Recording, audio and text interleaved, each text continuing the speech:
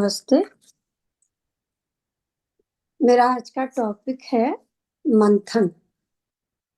मंथन का नाम आते ही समुद्र मंथन और उससे प्राप्त अमृत के लिए संघर्ष का स्मरण हमारे मन में आता है। लेकिन मंथन शब्द का शाब्दिक अर्थ मंथन, अन्य गहन चिंतन, समाधान या निष्कर्ष विश्लेषण भी हो सकता है। महाकुंभ जिसका परिणाम है, किंतु रत्नों की प्राप्ति सहज नहीं है, अमृत की तो कदापि नहीं। सागर सदृश है हमारा जो मानस, अनुपम रत्नों का भंडार है, जिसमें आसुरी और देवी प्रवृत्तियों का मंथन हमेशा चलता रहता है। अमृत की प्राप्ति तभी होती है, अनुपम रत्नों का भंडार है जिसमें आसुरी और देवी प्रवृत्तियों का मंथन हमारे मन में, हमारे मानस पटल पर हमेशा हमेशा चलता ही रहता है।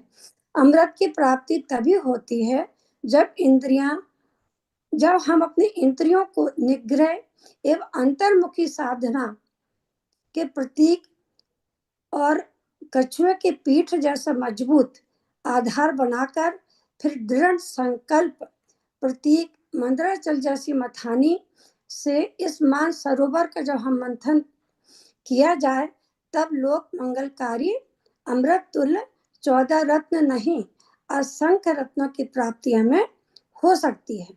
किंतु पहले शिव बनकर हलाहल पीने के लिए हमें तैयार रहना पड़ता है, तब जाकर अमृत मंथन हमारे मानस पर गहन चिंतन से मिलता है।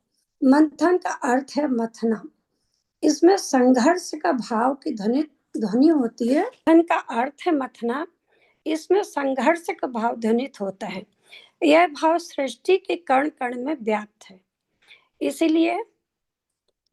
इसीलिए प्रत्येक जीव हर पल संघर्ष करते दिखाई देता है ना। अपन कभी भी कोई बात सोचते हैं, किसी चीज के लिए आगे बढ़ना होता है, तो हमारे मन के विचारों का मंथन चलता ही रहता है।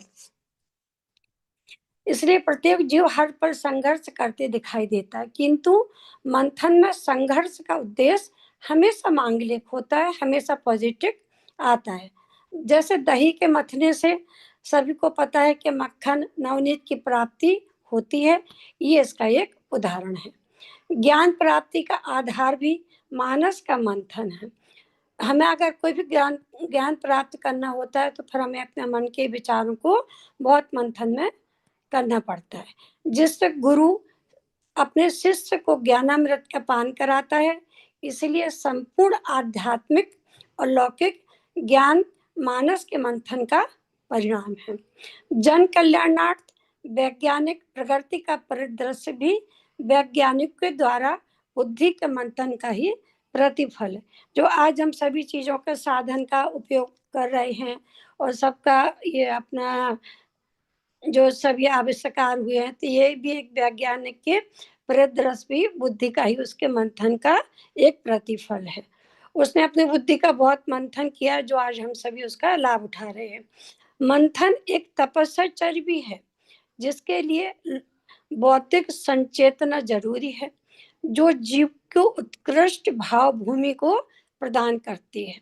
स्वार्थ लय हो जाने से जीव की अंतश्चेतना का सामान्यकरण भी हो जाता है, जिससे सांसारिक भेद बुद्धि समाप्त हो जाती है। तब उसमें दृढ़ संकल्पित मानस के मन में आता है। वो कैसे? जैसे कि हम कभी कोई अच्छा कार्य सब करते हैं, विचारों में सोचते हैं, तब दृढ़ संकल्पित मानस के मन में हमेशा मन का भाव आता है, सर्वे भवन्तु सुखिनः का भाव जागृत होता है। फिर हृदय में घृणा उत्पन्न नहीं होती है, और वो हमेशा प्यार के स्पंदन में, प्यार के भाव में हमेशा ही आगे बढ़ता जाता है।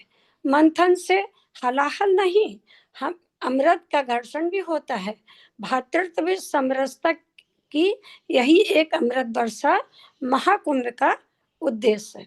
मंथन की सार्थकता भी इसी में ये है। मंथन का नाम आते ही समुद्र मंथन से ही नहीं, समुद्र को तो मत है जब इसने 14 रत्न निकले हैं, लेकिन जब हम अपने विचारों को अच्छी तरह आगे बढ़ने के लिए सब काम सो अच्छे भावों को प्रकट करने के लिए हमें अपने मन का विचारों को भी बहुत मंथन करना पड़ता है, तब उसका हमें परिणाम भी अच्छा ही मिलता है। प्रिया जी, आज इतना ही।